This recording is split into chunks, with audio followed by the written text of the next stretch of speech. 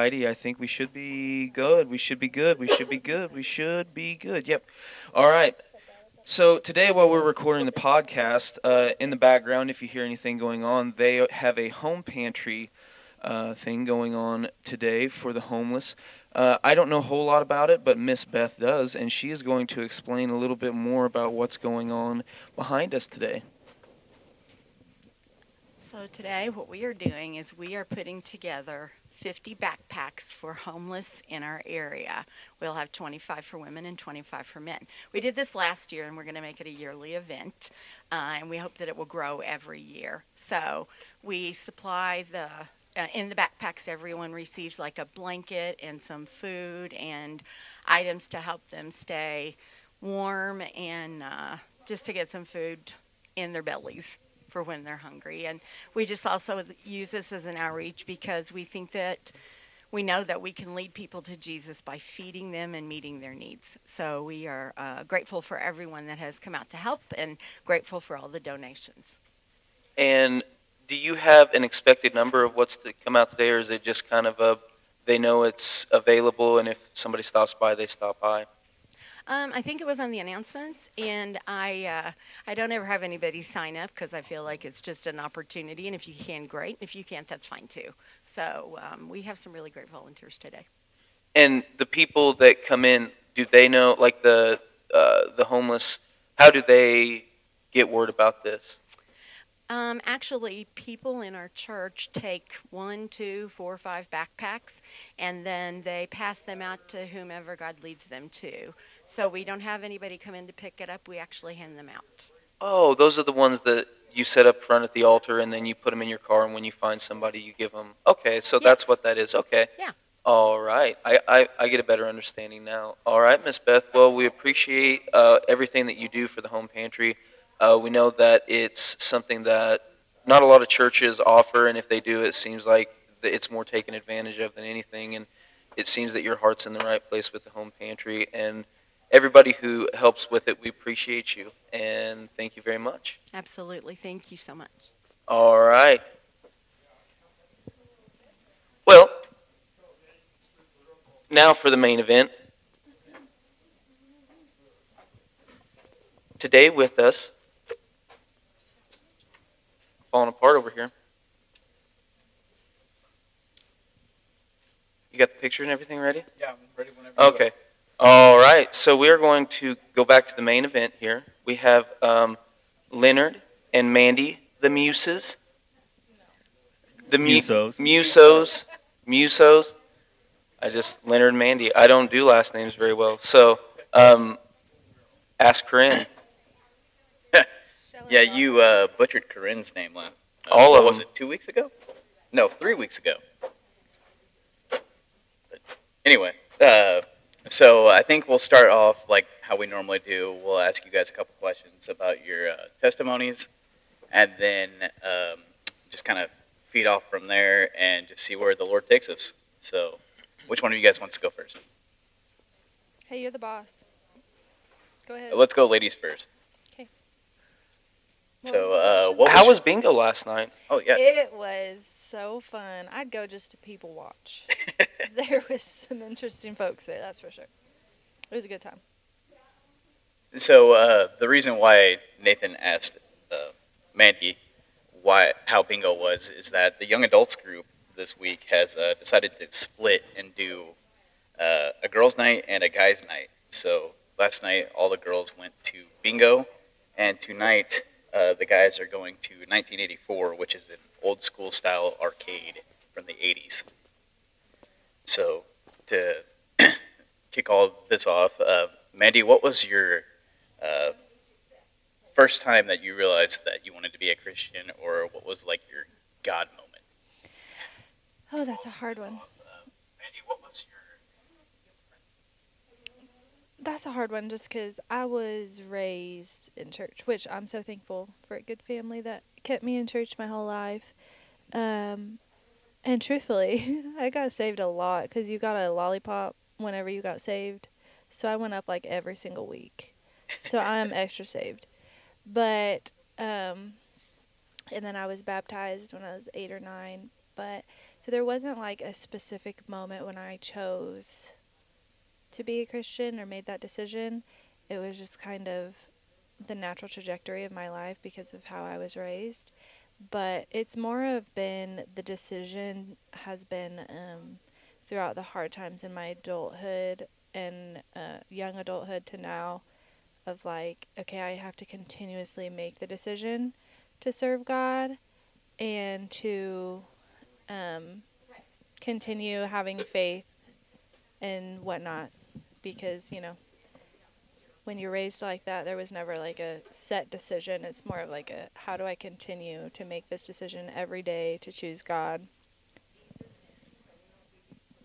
So yeah, thankful to my parents for raising me that way. Now, I was kind of the same way. I'd always been raised in the church. Pretty much knew who God was, who Jesus was from day one. And sometimes I think that it was such a blessing because of who the nature of who I am and who I know I am and how selfish I can be, knowing that He kept me that whole time. Because if I would have started off somebody that never knew who He was, I don't think I would be here right now. So that was definitely a blessing. And sometimes it seemed kind of like a curse whenever you were growing up too, though, because it was like I kind of want to do bad things, but Mhm. I know there's repercussions for those bad things. So Yeah. whenever I got like 19, 20, it was like out of the gate. Yeah, straight Rumspringer type stuff. Yeah. Where you just Yeah, went there out. was no option to. My dad is like low key scary, and my mom, when you walk in the house, she like sniffs you up and down. So there was no room to make any mistakes. But they also kept me like I was in sports all the way through college and involved in church. So they kept me real involved. So I never had idle hands type of thing. So I never really had time to do anything crazy until I met a boy. But yeah, so I think, like you said, God knows what He's doing when He gives you the parents He does. Because man, I would be not here if I didn't have my strict parents. That's for sure. And so you said the college part. What did you go to college for? Um, I had like multiple majors. I went to Evangel. I've been to pretty much every college in Springfield. But when I was a collegiate athlete, I was at Evangel, and I was a started nursing student, switched to education, like deaf education. And then I switched to Missouri State and I graduated with my bachelor's in accounting and master's in business administration. What was that something that was kind of Like, was the college something you talked about having strict parents? Was that kind of like an expectation? Was Yeah, just backstory, my parents are both really successful. My dad is a chiropractor and he's built his business and is very successful from that. And my mom, she was a teacher and she had won like the Missouri Award for being like the best teacher. They're both just incredibly successful in what they do and they had the typical trajectory of my dad came from like a broken home, but he built himself up from that. And but they both are just successful. They went to college, they got married, they had a family, and that was the trajectory that was expected for me. Like, you're gonna go to church your whole life, you're gonna go to college, and then you're gonna find a godly man, and then you're gonna get married, and you're gonna have kids and live happily ever after. The typical like American dream idea. And I followed that for a while, and then I just completely went off on my own. And so college actually took me like 9 years to graduate with my master's because I went to the military in between that. And whenever I told my mom, I was like, I'm going to go to basic training. And she just flat out told me no. Like, that just wasn't part of their plan for me. And I was like, well, see ya then, I guess. And thankfully, great parents who love you through every decision, whether they agree with it or not. And so they still drove down to Texas and showed up to my basic training graduation and were like, you know what, you were right. This was great for you. We didn't think we thought you'd flunk out because you're not great with authority, but this turns out to be really good for you. And so, yeah, that, and then I did college throughout the military and then left the military to finish college, and then here we are. so was the military part of the military? Was that like a I'm going to do this because I can, or were you truly interested in them serving in the forces? Like, was that something that you wanted to do, or was it kind of a, this is my way to get one up because they do have a track for me that they want me to follow, and I'm not following it, so I'll go into the service? Yeah, the service wasn't that for me. The guy that I was with at the time was. So I had always been interested in joining, but never even gave it a second thought because I knew it wasn't like what the plan was, you know. And then I started dating this guy in high school my senior year, who I ended up marrying. This is not Leonard for the record, everybody, but it's a different guy.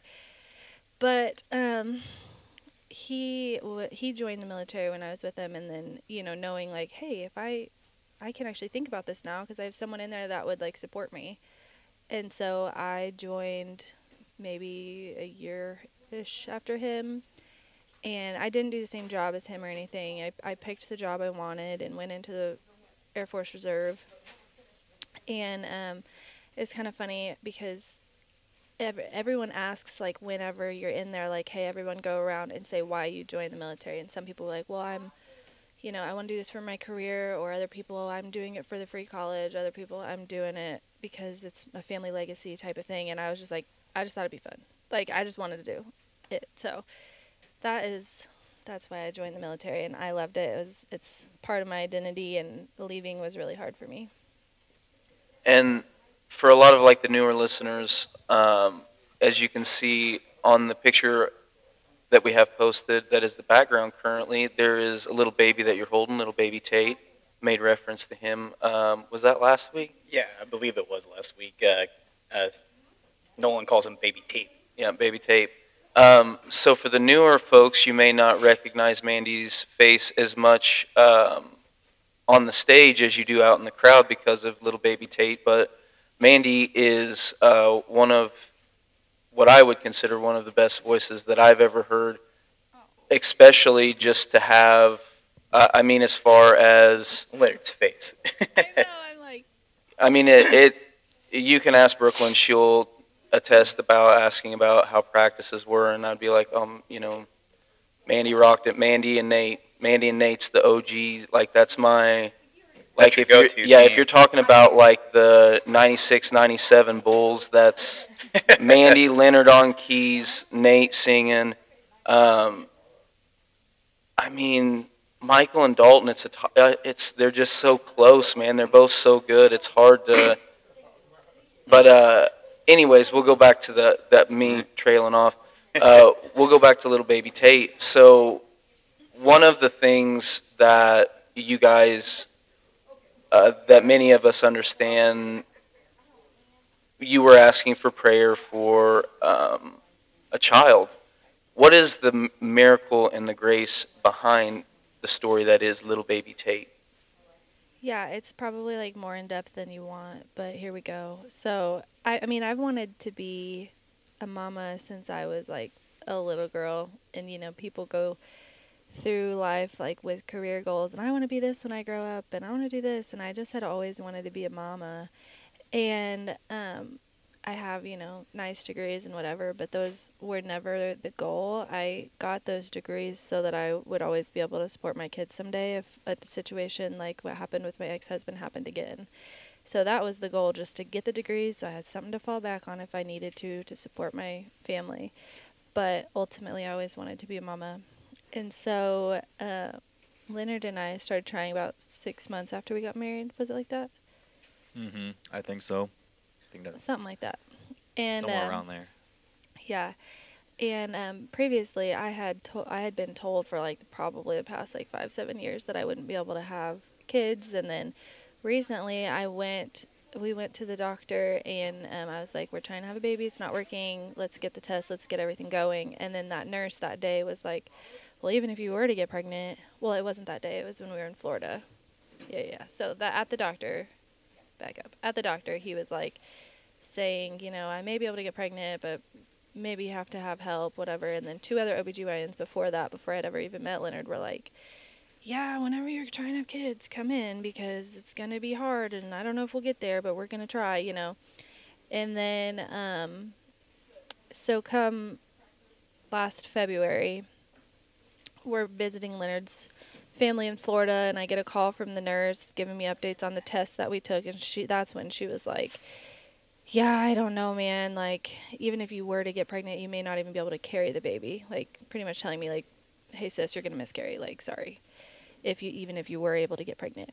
And then funny enough, I was actually pregnant at that time and had no idea. So if that's not like God's power, his miracle's already done and I'm oblivious to it. And, someone else of the world is telling me that the miracle can never happen while God's up there like giggling like it's already here. You already have it. So it's so cool to know his timing because you could still be praying for the miracle while he's already done it. So it's just a matter of like keep the faith because you never know what he's already done that he just hasn't opened your eyes to see yet. Because I was pregnant while still begging to get pregnant. But Tate is absolutely a miracle. I don't remember what sermon it was, but Pastor Clayton was giving a sermon and it just hit my heart so heavy. I was up on stage and Caitlin, Zach's wife, was up on stage too. And it just struck us both as we're both wanting to be mamas at that time. And both of us are just up on stage bawling our eyes out. And then the church prayed over me, and within 2 weeks from that prayer, I was pregnant. And so, God's timing is just absolutely incredible. And that baby in my arms right there is a walking testimony. Well, he's not walking yet, but he is a wiggly testimony of God's mercy, grace, and how he can bring someone who does not deserve even his eyes to look my direction, and he gave me a miracle. I think it's cool that whenever a lot of people, you made the reference to being pregnant and you were praying that you would get pregnant and you were pregnant at that time. A lot of people, think that that's just with childbirth, but that's any blessing. I mean, there's so many blessings that he's already got prepared for you and you don't accept them yet because you can't see him. He hasn't told you specifically the date. And so you tend to stray away from the thought that it's even possible. But I like the fact that you made the comment about how you were praying to receive even though you had already received and didn't know it yet. And that is totally a couples thing. So like it's not just one person struggling with that, it's the other person. So Leonard, like when it was explain your whole mindset throughout this whole process and how God helped work his work through you in that. So, re- phrasing the question, you're meaning uh, when trying for a baby? Well, just like, the whole from the moment of, hey, we want to try to have a kid, but in that mindset, you're being told, no, you can't have one. What's your mindset during this? Mandy's getting told, even if you can possibly get pregnant, we don't know about this. Right. Is your mindset like, oh man, what do we? Are you thinking of alternate opportunities, or in Leonard's mind, is it God's got this the whole time and it's Yeah. just the timing? Yeah. So, when we started trying for a kid, um, my mind was I had full faith in whatever God had planned for us. Mandy had expressed that being a mother was like her that was like her dream. That's what she wanted to be. Like, it was not about the career. It was not about anything. It was literally just to be a mom. Right. That was in her heart. Um, Me in that sense, I I was never that way. Um, growing up and everything. So when we decided to try for a kid, in my mind I was like, okay, yeah, let's do it, because like I like being a dad. I like kids. I like to have some of my own. So it was like, yeah, let's just go for it. You know what I mean? And when I first heard the news that it's gonna be hard, like we're not supposed to have kids and all that kind of stuff, I was just kind of like that. I was like, man, that is like I was like, I don't like there has to be a way. You know what I mean? Like I fully believe in God that um that that we're supposed to be a family, that we're supposed to have kids and everything. So There was no. Um, I just knew that we just had to keep going. Like there was no stopping from there. Like we'll have to try everything we can and keep going to God and um, just believe that we can have one. Um, so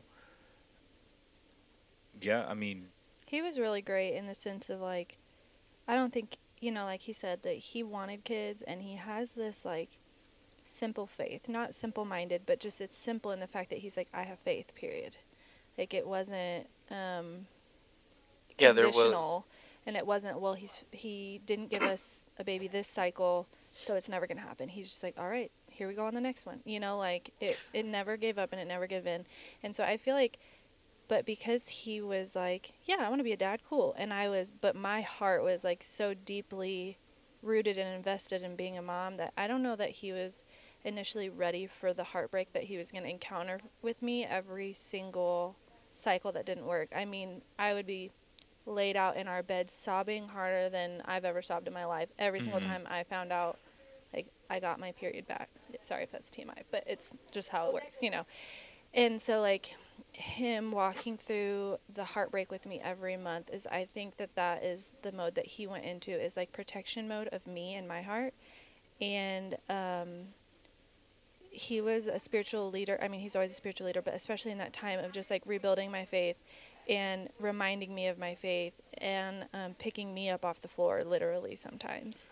So I think that he was like the perfect picture of like a godly husband in that, and that he was my support and he was my rock when I felt like, no bones. It's like I'm just a puddle on the floor and he would pick me up. I will say when we did have Tate, like that moment right there, it was like my whole heart for kids. Like even through the pregnancy process, like it hasn't really hit me really. Like like oh cool, you're pregnant. Like hey, we're about to have this child.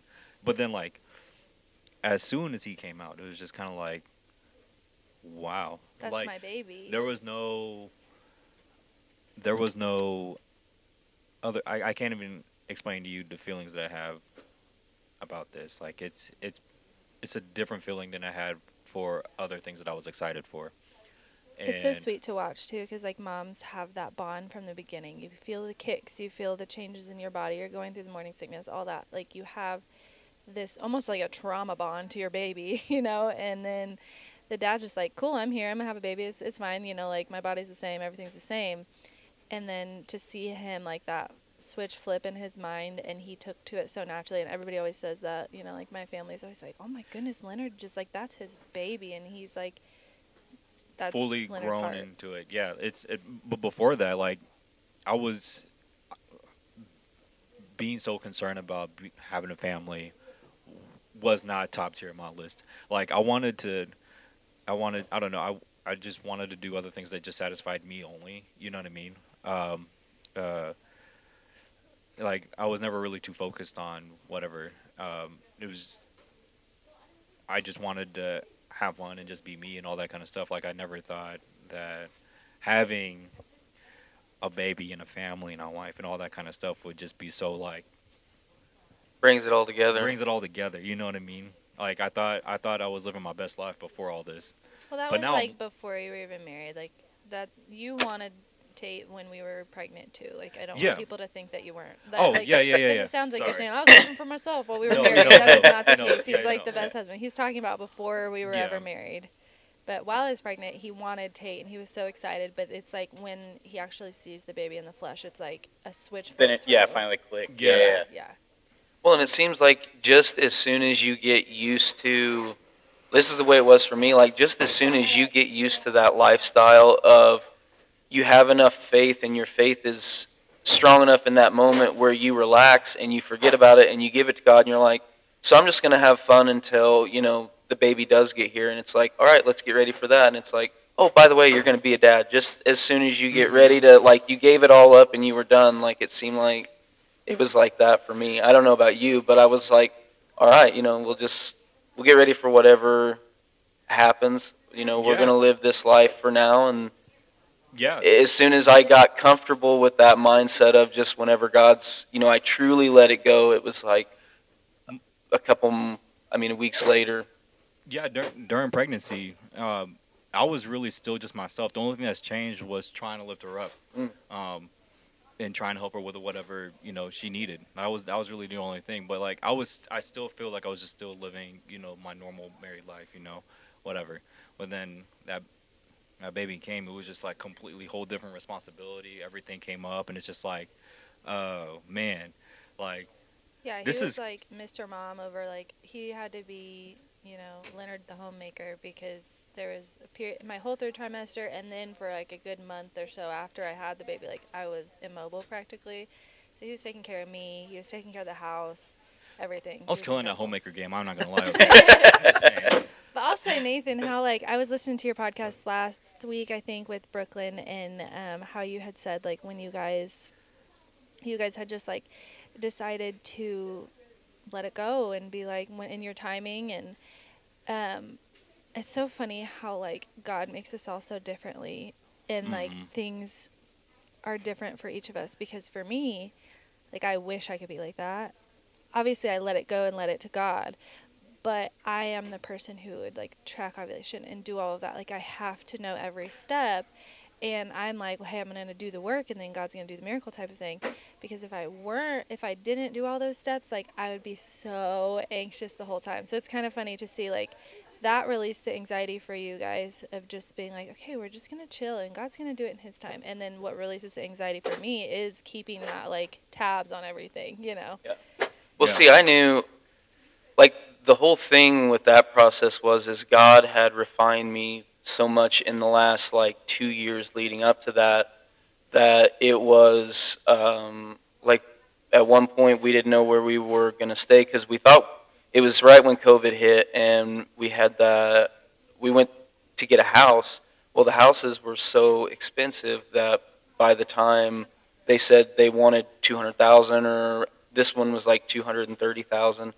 Um, so we put in a bid for it, and they accepted the bid, but it was like 30,000 under what the house was worth after an estimate. And I'm like, I'm not paying $30,000 cash Right. out of my pocket. So, Mm-hmm. but we already had somebody that was taking the lease over on our apartment, and my sister was like, "Hey, well, I need somebody to live with because she needed a roommate. She bought my grandma's house, and she was like, it's way too big for me. I can't afford this." And it was just the God thing from um, working back here to I knew whenever like it was God gave me sort of like a feeling that youth was like I didn't want to do it because kids are kind of awkward enough and it's just difficult to relate to them, but I know the pain, so I'm like Mm-hmm. I'm going to share the pain with them. Like you got to let them know there's going to be pain.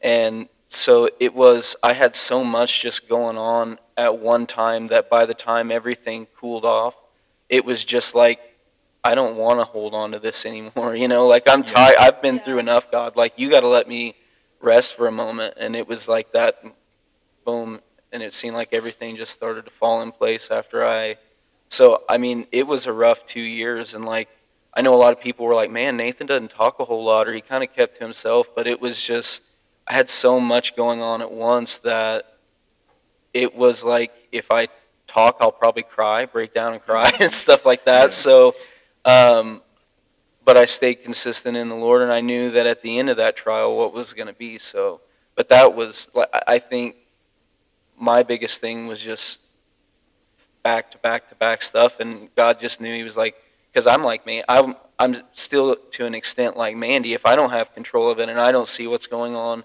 how do I know if it's being done right, how it should be done? You want to Mm-hmm. take Mm-hmm. everything and to let go of that and to literally just wake up in the morning and be like, all right, I'm here to do something for God. I don't know what. I don't work for a certain place. I mean, obviously, you do have to work for a certain place, but you realize that your purpose isn't going to a 9 to 5. Your purpose is God's putting you in somebody's life and somebody's life into your life, and you are meant to make. That's what we're here for. It's Yeah. not Yeah. you're not. I know a lot of people say, I work for 3M. I work for this. I work. I do have a job, but I what's your identity, that kind of thing. So I know I took that way off the track. So we'll go back No, to that was good. we'll go back to Leonard and Mandy. So Tate is born. What's it like being away from the stage for a minute? I mean, you guys needed a break because you were running hard, and you see Dana and Tyler running hard. You guys work extremely hard. It's not just a Sunday morning and a Tuesday night practice. If you want to be good, to you have to know these songs before you go on. And Leonard obviously playing the keys and being the maestro. What is a typical, if you get a new song, both of you guys, we'll take it from Leonard learning the keys, Mandy singing. You get a new song in, you're singing it on Sunday. Playlist. How early does the playlist go up? How early, if you're going to sing a new song, do you know about this? So Tyler and Dana and Leonard and I are the ones who plan the set list. And so we set a day, usually at my house, that they'll come over and we'll sit there and plan the set list and everything, which takes a very long time, but it's a good time to just hang out with them too. So we sit there and we play through almost every song. We listen to them. We say, do you like this one? Do you like this one? And then we pick the whole quarter set list. And then once we know that, then it's available on multi-tracks for people to practice with and whatnot. And so, a quarter in advance when you're going to be singing a certain song or practicing a song. So they're always available to be practicing. So I think for me, like, before a week comes up, I have good exposure to the song ahead of time. And then, obviously I'm practicing just anytime if you come into my house and you hear the music on, that's how you pretty much know that I'm cooking. Like, anytime that I'm cooking, I'm like, Alexa, play Mandy's music. And so when the music's on, she's in the kitchen type of thing. But, so I practice all the time, and, but it's a whole different game when you get on stage and then there's not, another lead singer singing with you. You're like, oh, I have to do this by myself. Got it. So sometimes that's like, okay, now I have to learn this for myself by myself. So that's sometimes a whole different learning curve. So I'm thankful for you guys back here and then everybody else on the stage who has like the patience to be like, okay, let me work through this part again real fast, because it's so different when you aren't copycatting somebody. But yeah, usually I feel like I just have really good exposure to the songs ahead of time. I make sure that they're on my playlist, and so that How I'm long not does it coming take in you to here. get comfortable with the song? Like, obviously I know there's going to be you singing by yourself, so that's different than on stage because you would have a practice on a Tuesday night with the band and everybody, and then run through a couple times Tuesday, and then Sunday morning run through it a couple of times. So, like, just away from everybody else and away from that, how long does it take you usually to feel comfortable with a song? I mean, it doesn't take me long, truthfully, but I just listen to them on repeat. Like, it's so many times.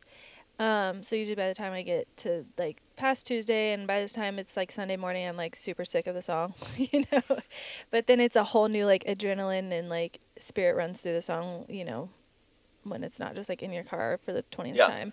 But I also have like a horrible memory and stage fright. So combine those two, and you're my favorite person in the whole world. When Nathan or Zach walk in and they're the ones on lyrics, I'm like, oh, we're going to be okay, boys. We're going to be okay. But yeah, so I know the songs usually like the back of my hand, but then you get 100 people staring at you. And I mean, I couldn't tell you my name. So it's, yeah, when the computer shuts down, I'm like, well, I'm going home. I'll see you guys later. Like, you're going to have someone else get up here. But usually it's pretty quick. I just listen to the song a few times, and then as long as I've got the lyrics, I can usually get it. There's no difference with me when it's like on stage versus from my home. I kind of like, I don't know. I think I'm just Now, before like we get too in depth in this, and I hate to stop Leonard Yeah, from talking no. because you usually don't get like a whole lot of fluent, nice conversation whenever you're standing around and there's a lot of people in the That's 'cause you sanctuary. keep So I cutting 'em enjoy off, this. man. Um, but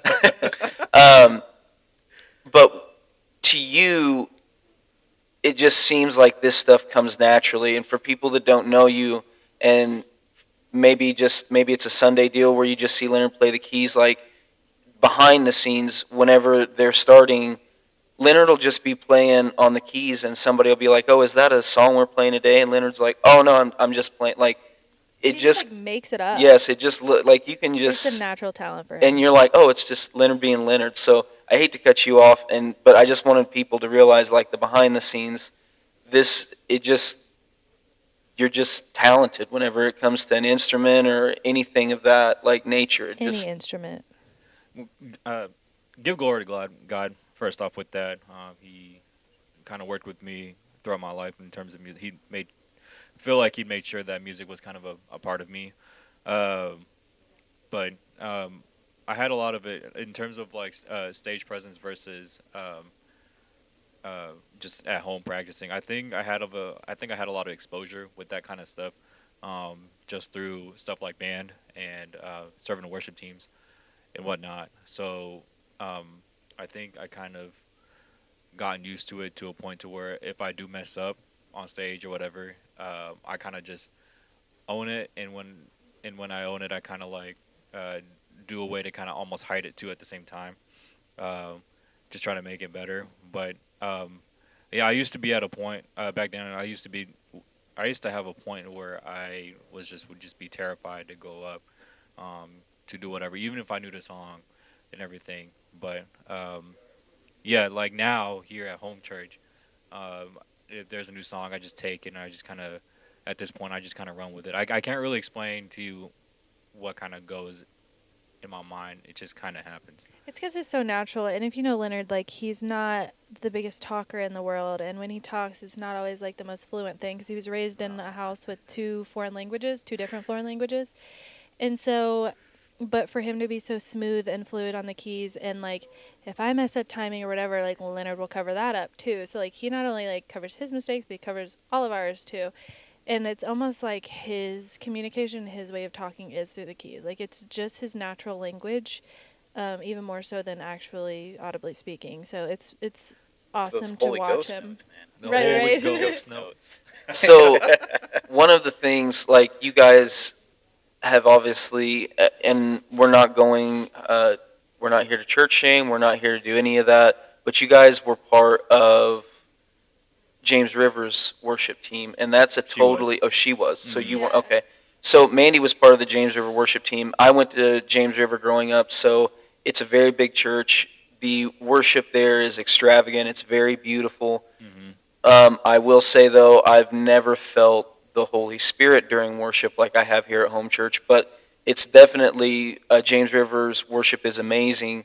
When is it? When did you start with the worship team, Mandy? Like, was it at James River? Is that where you started on the worship team, or was it before? Yeah, James River was my first worship team, and I was like a very small part of that, and I wasn't a part of it for very long.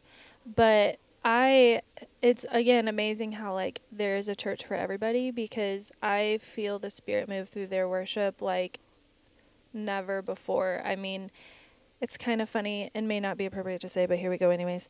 I always say that like James River, when I go there every once in a while, it's like I've never done drugs in my life, so I'm gonna say this wrong, but like it's a hit of something. Yeah. You know, I'm like, you just take a good hit and then you come back to home church and then I'm like, let's do worship. Let's, like it just like empowers me because I see what we could be. And I just think that the Lord is moving so greatly at James River and like his hand is there, his foot's there, his cloak is there, everything, like, and he's here too. But man, James River, that he moves in such big ways. And so I'm excited to see where we go because he's not just there, he's also here. Um, and so like I was there for a little while, and then again, that wonderful ex-husband that we've talked about entered my life, and so I was asked to step away from their worship team for just a couple months, and then I was welcomed back, but then I didn't go back just because I had to work and stuff. But yeah, so then I met Leonard, and he was a part of a different church, which I'll just leave the name out of, and I moved to that church with him, and they just weren't living well, weren't doing things the way God would want them to, and we didn't feel comfortable being a part of that. But he was a big part of their worship team, and I was also part of their worship team. It was a really small church, smaller than home church, and then here we are. And God has just opened up both of our talents since we've been here. So the church you met, was that your first worship experience, or had No. you been? Yeah, no, my first worship experience was actually with Michael over at when we used to live in St. Robert, Missouri. There was a church there called First Assembly of God, and they they were awesome. He took me in. I played guitar, and then eventually got on to play keys and drums and whatnot, bass. And then Michael also kind of flipped around too. And from there, uh, he got me into doing youth group with a different church there, a friend of ours. Um, so we were doing youth group there as well. And then uh, that was all during my time there. And then when I moved to Springfield, I became a part of that church. And they also did a campus ministry to Missouri State that I was a big part of into. Um, it's weird. So I absolutely the the church that we were part of that you know we didn't kind of agree with what they were going, what they were doing, and everything. It's just they weren't living right outside and all that kind of stuff. But one thing I absolutely loved about that place was the worship, their type of worship, the type of music that we did. I it's weird. I almost don't want to play just so I can just listen and just be part of it. That's I don't know. I my introduction to uh, worship music was actually with Michael and his parents' house. Like, oh, shout out to Michael. Used to used to live Miss with him. Fantasy Beverly. football Yep. champ. Um, I We don't hang out talk with about him. that. We don't talk about that. Oh, I hang out with him all the time, and I go to his house, and his mom is just glaring gospel music, glaring, blaring. Sorry, see, I'm not very good at talking, y'all. But yeah, she was just blaring gospel music, blaring, uh, I don't know, like Kirk Franklin, some, uh, old school, um, Travis Green, all those guys, and so like I listened to it, and me, I wasn't a Christian at the time. I was like, oh, I like this, it was cool and And if everything. that tells you how important it is to expose everyone around you to worship music. And like, worship is so powerful that Yeah, even someone who's not a Christian is now, the music director for the church. Like, yeah, it's worship music is incredible. it's awesome. So every time I would jump into a worship service with that type of culture, I don't know, I go off and I just get excited. But that right there kind of humbled me coming here in the home church because I've learned to God's working to me in that type of sense in talking to me and reaching to me through all kinds of worship music. So um, all that to say is that I'm so happy to be a part of this team and what we can do and what we can build together with it. So yeah, sorry, I feel like I went off course with No, no, not at No, all. you're good, man. Uh, you talked about moving in with Michael, and granted, I mean, I don't want to step on your toes or say anything, Oh, yeah, yeah. that will make you feel uncomfortable. But what was that like, Oh, leaving your family and moving in with Michael, and without going into a lot of detail and um, possibly making you cry or anything like that, because no one wants to do that. But Oh no, we do it all the time. oh, fair I'll enough. get it out of him. Yeah. But like, what was growing up? What was your home life like? And Oh 'cause man. we haven't, I personally haven't ever really heard you talk about pre-living with Michael era. How long So do we have, guys? That's a loaded question. we have I can summarize it. I'm kidding. roughly Go ahead. until like 1:30 before I have to leave. So Oh, it's 11 something. I have a yeah, you got a haircut fat up, minute, bro. So but you got plenty of anyways, time. yeah, no, I can summarize this. Yeah, no, my parents are divorced, but my home life pre-divorce, that was pre-sixth grade. that right there, like it felt normal, mom and dad, brother, not okay. I've learned that this is not normal, I guess, for kids to share rooms. No, N- that part's normal. Oh. Sharing the bed was not normal. Oh, okay, yeah, that's Are what you it was. talking like a twin bed or like a bunk bed? Like Like a queen bed. yeah. Say? Oh, okay, So okay. when I was living with my dad, or with pre divorce and stuff, my brother and I shared a room, and we started off with a bunk bed. I remember that, but then we eventually got into like a queen size um, bed that we just kind of we just slept together in the same bed. And anyways, move forward past that. Pre divorce it was fine. Like everything felt normal and everything. I didn't understand all the background things that was happening until later on in life that my dad kind of explained what was going on. But then after the divorce, dad moved to this was post sixth grade now. Dad moved to or not post sixth grade, post eighth grade when I was in high school. Um, he moved to Florida, was living with my mom. From there, it was just a downward spiral with my mom in terms of her being able to take care of us in the right way, and her mental state, her mental issues were just kind of spiraling down. Um, sh My mom's from the Philippines, and uh, I don't think she really had a full understanding of how things worked here. She would be late on bills. She would have multiple phones. She would that she wouldn't pay for, and then they would all get cut off, and no one knows how to reach her and all that kind of stuff. But throughout high school, we moved into like a two-bedroom apartment. Again, everything felt normal because that's just all what I knew. Um, and came back home. The home was there was barely any furnishing. I had some clothes. We had a dog that mom didn't really take care of very well. Um, and then uh, I graduated high school. Mom lost that home.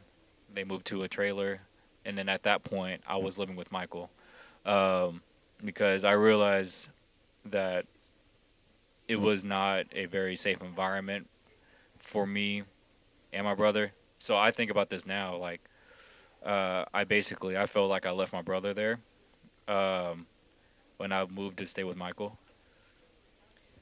But I also have to remind him every once in a while of that because he didn't leave. I mean, you didn't have a place to go either. So Right. it's not like you left him because you didn't have the ability to take care of him.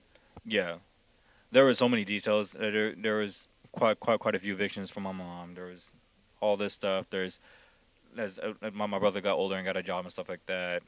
There were some things that ruined his credit because of my mom. It was just all kinds of situations that were going off. So like the home life was very unstable post divorce, and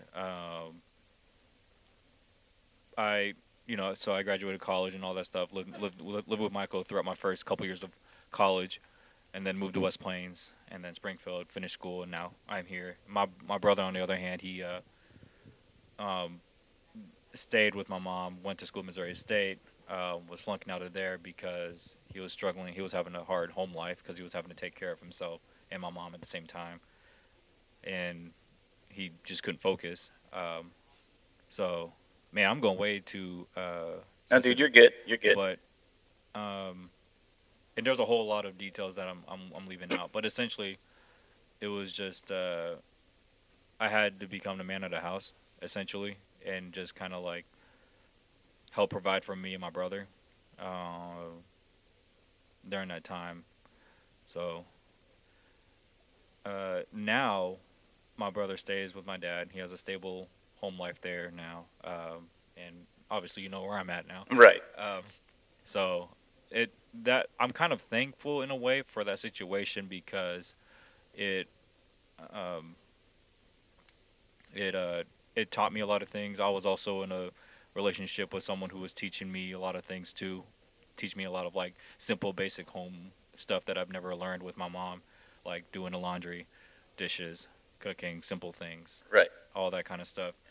So I'm thankful for that. I guess upbringing, is that the right Yeah, thing? yeah. Um, I mean, I totally relate with you. not so much as my mom having bad mental health or anything like that, but Mhm. my parents got divorced when I was 4 or 5. So it being later in life for you, I can't imagine you know how much you understood or how much you actually realized. But for me, I was like, okay, sweet, 2 Christmases. So, Yeah. Yeah. but it was.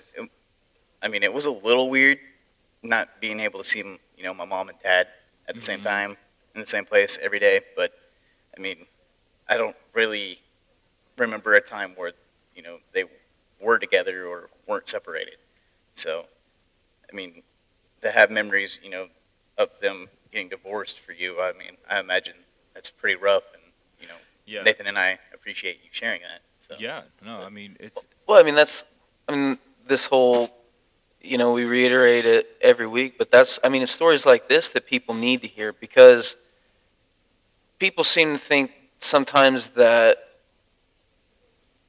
you didn't go through rough time. You don't go through, you're a younger person. It's, uh, well, what do you have to complain about? This and this and this and this, and nobody picks apart people's lives. If you walk in on Sunday, you see Leonard, but you don't know Leonard's story. Now you know Leonard's story. Now you know Mhm. why he praises God. Now you know why it is that whenever it comes to worship, you guys, I think that's why we feel the worship so much, is because you guys present the worship because you feel it. It's not just right, yeah, we're up here singing a song. I think that's what makes Yeah. our worship so amazing is when you guys are singing and worshiping and praising, you're not just singing, you're physically worshiping and praising too. And that's so important are those Yes. backstories. And you talk about you're like I look back on it now and I feel like I left my brother and stuff like that. Um, those are things that people don't realize. Those are roadblocks in your life that Yeah. made you think about stuff. And so when it comes time to somebody, you just don't know people's stories. So I just don't. You weren't going too in depth. I think that's people need to hear stuff like that, and it Mhm. right, makes it. I again, it's whenever you truly, you can realize what God's done with you and what God's going to do with you, that in itself is such a blessing, and that's I think what makes the worship team so well is it's not just singing a song that you have to learn. It's learning it, yes, and then you feel it, and then you guys throw the emotion It out was there. it was this worship here where I started really understanding the meaning behind the songs that we do. Um, and there's not a single day or night that I go without thanking God for where I'm at. And there's not a single day or night that I go without continuing to pray for my family, my brother, my mom's healing from this, and my continuous growth into it. I just am awe of what he's done, and I believe that experience was needed right, for me to become who I am yeah. today. I mean, you guys are what, 27, 28, something like 28. 28. Yeah, 28. Yeah, sitting here looking, 28, just looking at your life, you're like, man, I went through all that, but God, Yeah. Oh my was there the goodness. whole entire time. Yeah. And I mean, personally for me, realizing just now, here I am, 31, looking back, just 5 years ago, you're Yeah, like, but God, but God, exactly. you And I know, love too how all of the stories that we've had so far, you talk about somewhere in that time a family was broken apart, and here we are as another family. Like right, what the yeah, devil meant to take away, here we are now, and it Hmm. just that's another thing too that I love seeing is hopefully people begin to realize that there is a time where you do feel what's going to be good for the how does parents splitting up, how is that good? And I was more I was old enough to have moved out when my parents split up. I Hmm. was 18, but it was still I was really sheltered as a kid. Like my mom kept me at home. I wasn't allowed to go out late. Hmm. So like whenever it came to 18, 19, you're being held in, and then all of a sudden one of the things that was keeping you held in leaves, and it opens the gate like 18, 19 years old. It wasn't good for me. I was like, here we go. Yeah. Like I look like I Sorry look for like those with Wile E. headphones. Coyote on the old Acme bazooka train. I was going for it, man.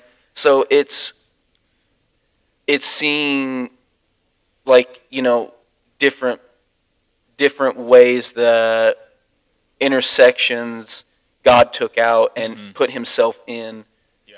That's what's amazing about these podcasts. That's what I like is so I don't. If you ever feel like you're talking about something different, we're just here to talk. That's what's Yeah. Yeah, that's the whole point behind this podcast is getting to know everybody's stories and stuff like that.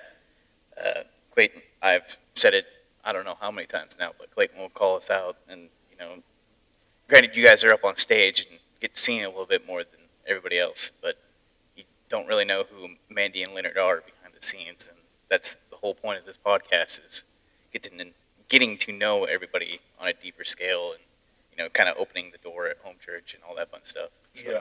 Yeah, what I'll say real quick is that like hearing about your dad, your gate kind of like being removed and then you just like flying out the gate and then Leonard's dad moved to Florida and then he was in a really bad home situation after that. That's like the story of why a good father is so important in the home. And so to see all three of you guys here like dedicating your lives to the Lord and two of you having kids and one on the way prophetically hopefully and like man, it's just amazing to see three dudes in here that are going to be incredible fathers. And I'm thankful for you three. I wouldn't want to do it without my partner. And I know your partners, I know your partners are like so thankful for you as well. So, and your kids are going to be so much better off because you're in the home and, you didn't just go out to get the milk. You came home too. So, well, I mean, Caitlin and I don't drink milk, so yeah, me there's neither. that. But you know what? Leonard went out to get the almond milk, okay? Appreciate the reference, but yeah, I mean, I completely just lost my train of thought. But I mean, the uh, for me, watching my parents, get divorced and then growing up as a split family, it also uh, gave me a life lesson of what you know I want my marriage and my life to be like. Yeah. Yeah. Granted, both of my parents are happily married now, and I wouldn't trade my stepdad or stepmom for anything. Mhm. I For mean, sure. they're amazing parents, and go to them often for advice, especially when it comes to medical stuff for my stepmom or carpentry or something like that for my Yeah. stepdad.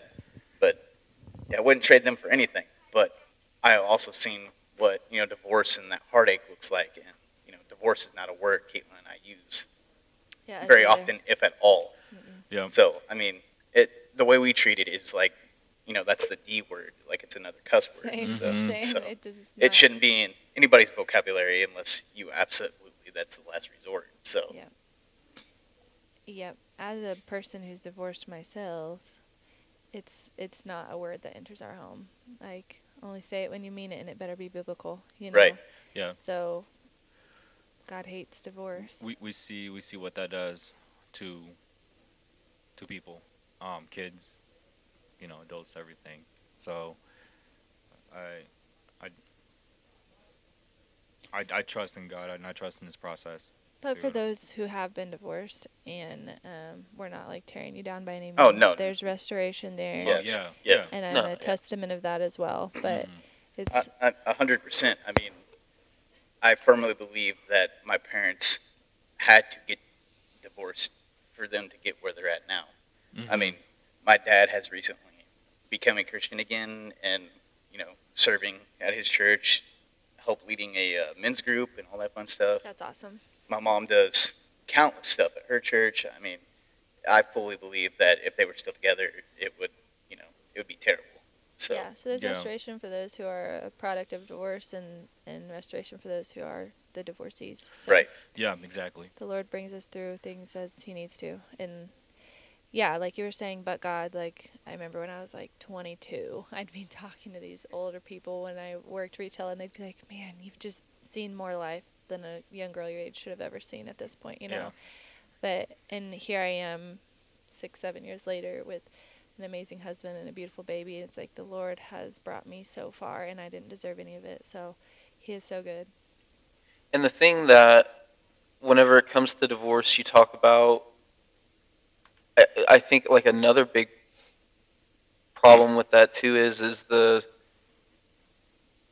just kind of the scarring of the heart and the hardening of the heart that it creates too. I mean, because you don't just get mad at one person, you just decide to block everybody out, and it's hard to come out of that don't let anybody in phase. And that's, I think, another reason. I don't know how you feel about it, Mandy, but I think that's another reason that I don't like to give things over, because I've been cheated on, because my parents were married for 30 years, and you're like, if that can get taken away, why should I accept and give emotion? Like, Yeah. I'm just gonna keep myself to myself over here. I'm gonna do my own thing, and that was dangerous too, because God sends people to help you. God sends people in your life to bring you out of where you are, and I think we can all attest to that. I think Caitlin's an example of that. Mhm. Mandy and Leonard. I think Leonard is Mandy's example. Mandy, I think, Mhm. Mhm. Brooklyn is my example. We were each given to bring us where we were at, and you can tell that by whenever Mandy was talking about how she would cry, and it would be rough nights, and Leonard would have to carry her off of the floor. Leonard was there for that, and so God put him in your life for that, and it's just great to see stuff like that. And we talked about you and Caitlin having kids whenever you were on here uh, with Brooklyn. It's one of those things where you and Caitlin were meant for each other, and you guys have aligned your thoughts with understanding that in God's time. Right. It's in God's time, and that's Yeah. great. That's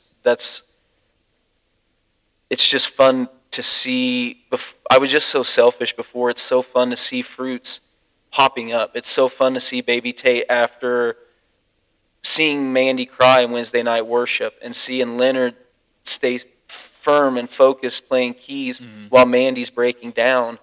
To see God that on the screen right now, it's just Yeah. amazing. It's so amazing to see that. And then you add on the little other things, like we think seeing baby Tate right now in that screen, like, to me, that's a huge blessing. And I'm like, oh man, it's not going to get any better than this moment sitting Yeah. here talking with you guys. But God's just going to keep giving us Yeah. better moments. Like, we're just going to keep getting better moments. Oh yeah. And to see that prospering in the church is just great.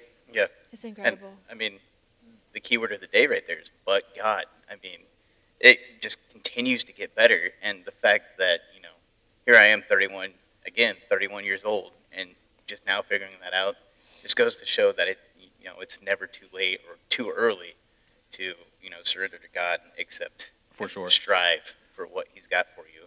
I mean, He's already given you all the blessings He can give you. You just got to go get them. So, I mean, for me, just now figuring that out is a huge eye opener and stuff like that. So Yeah. it's been a crazy year so far, you know. Just realizing, you know, that okay, just saying I'm a Christian and stuff like that, and but going through the motions doesn't cut it. And sadly, it's taken me 31 years to figure that out. So Yeah, and it's hard to not settle into those motions sometimes when you're in the waiting period. Mhm. But also, what people didn't know is like I waited for Leonard for like 5 or 6 years after my divorce, something like that, and those were like harder years than waiting for my pregnancy because all I want in the world is love, and you just want your person. And after I had been hurt so deeply by another man, like I would just remember begging God. I mean, I would go to the altar every single week, face down at the altar, like begging the Lord for my husband to come along. And he made me wait, friends. He made me wait for like 5 or 6 years. But then when Leonard came into my life was the perfect timing because God had done work in me all those years. And so I didn't have, although I was cheated on countless times and hurt countless times by this other man, I never had fear of Leonard as a man. I never had fear that he was going to cheat on me. There was never any trust issues. Like, he never had to prove anything to me because of another man. Like, he didn't have to, fill a gap because God had already filled it. It's like God didn't just like heal my heart and heal my soul. He like gave me a new one. like it was complete from the start. So Leonard never had to like run all the way up to the starting line before he could even start the race. He was at the starting line. And so like the waiting is for a purpose, and it may not seem clear because I was like, Lord, I'm ready. I'm ready for a husband. Like, come on, Lord. Like, I followed you all these years. Like, I had been hurt so deeply. Why are you continuing to make me hurt by being alone? And I was living by myself and trying to support myself. And, I was literally alone all the time. And, but to know that God was working in that waiting the whole time. And then also, what I find so incredible about this relationship between Leonard and I is like, I know for a fact that when I was created in the womb, technically Leonard was created first, but I'm just going to say this. But like, when I was in God's mind, he was creating Leonard for me. Like, I believe that there are things in Leonard, because if you know Leonard, he's a gentle spirit, he's a quiet spirit, he's soft, he's kind, he's patient. And if you know me, I'm literally zero of those things. But like, um, to know like that when he was creating Leonard, God knew that I would have met my ex and have gone through all of these things, and the perfect remedy for my heart other than God would be a gentle, kind, quiet-spirited man who would take care of me. And so like to know that before I was even born, he was already seeing what the path that I was going to walk and what he needed to put in Leonard for me someday. And so God is so good to like create things in me and in Leonard that all happened because of the waiting period. I find that interesting too, because like I didn't even think about it, but like I think through every relationship, thank God, I believe that God was really preparing me for Mandy. Like I That's like the Spirit was speaking to me whenever Mandy said that. And where were you whenever she was praying for you? Where were you at in life? Do you like? dog like Bro, you gotta stop cutting him off so fast. no I no mean, no No, that's a good question. We need direction, okay? no We'll yeah just keep talking if we don't have it. yeah it's like during that time. So when she was praying over me, I was still in a relationship with my ex. Um, I was not a Christian actually. I was living with her, doing all just doing my own thing, you know, just living my life. But then I don't want to get into too much detail here, but we broke up. It was a 5 year relationship and everything, and then I went down a little like kind of I don't want to say little. I went down kind of like a little like depressive path a little bit. Just like I basically felt like I had to start over because this was the person that kind of taught me like my basic needs of becoming a full functioning human adult.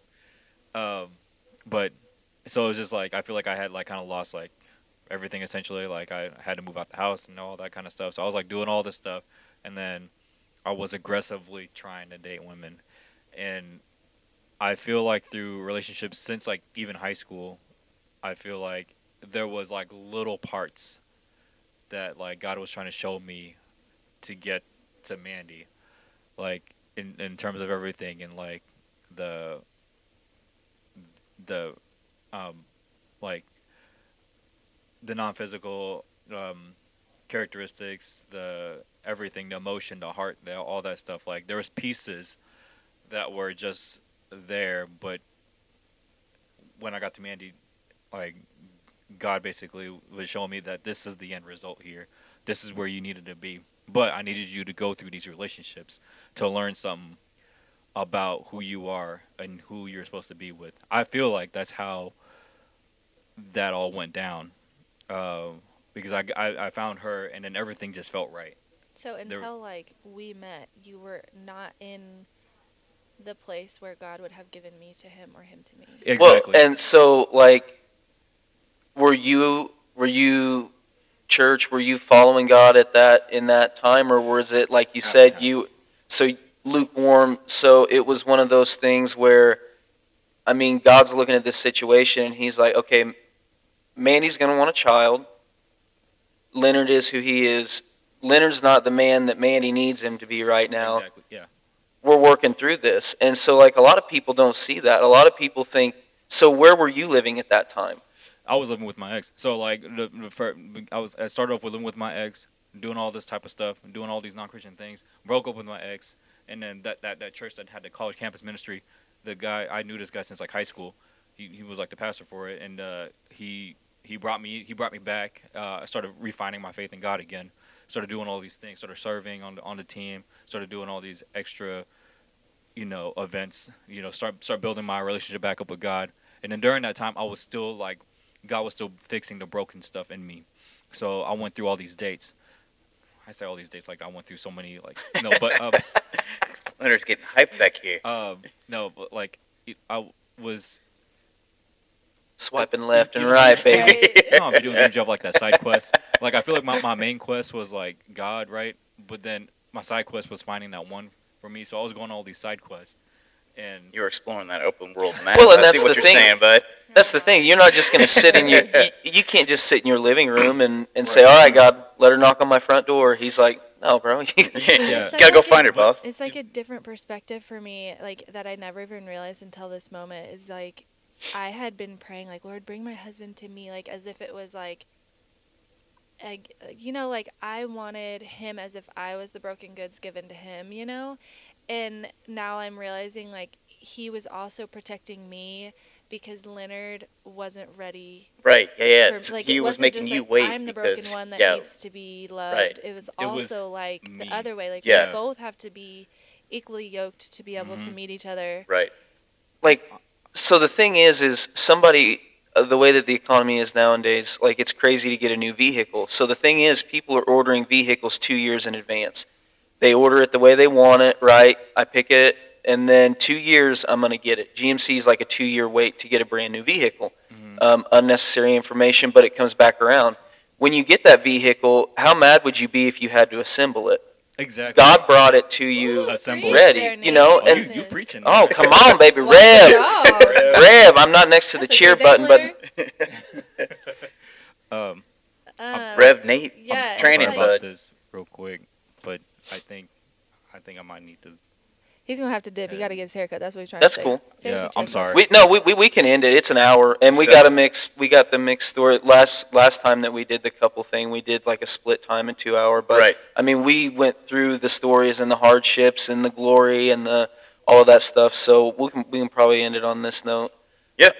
But it was thank you guys so much for being on here and sharing your story. We know Tate's in the background there. I think is he sleeping? He's snoring if you can hear him. So we know it wasn't easy for you guys to take a moment out of your time No, it's and do not this, good. but We we enjoyed greatly it. appreciate Yeah. it, and thank you so much for being on. Thanks for having us. Anything that you would like to add, Zach? I don't think so. I mean, like Nathan said, we appreciate you guys being on. We love you guys, and we love y'all. we're excited to do life with you guys. So thanks for being here. Yeah. Love ya. All right, ladies and gentlemen, that is the end of the podcast. Tonight we have the men are going to meet up at 1984. Isn't that correct? Yes, sir. 1984. The women at had 5 their p.m. the women We need to had their make them the bingo night. jingle for the podcast. Yeah, I started make like you a thinking jingle. about how to make jingle for y'all, but it just It'll hasn't get came to there. fruition It'll get yet. there. It'll get there. No reaction, so it's a no. I'm just letting you. Well, like my thing is I was wanting the jazzy, but I've been listening to I Shall Not Want and that piano entrance to that. Oh, I don't even know what that is. You have to. I sing Shall along. Not Yeah. Want by Elevation Worship. You haven't heard that Oh. yet? I I think. don't think so. Oh, bro, we're gonna play it live Yeah. here in just a second.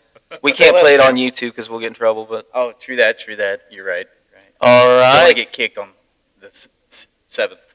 Join podcast us. we ever have. join us tomorrow, ladies and gentlemen, for Reverend Clayton up on the mound. He had a 4-pager last week. I'm gonna assume he's gonna have a 5-pager this week.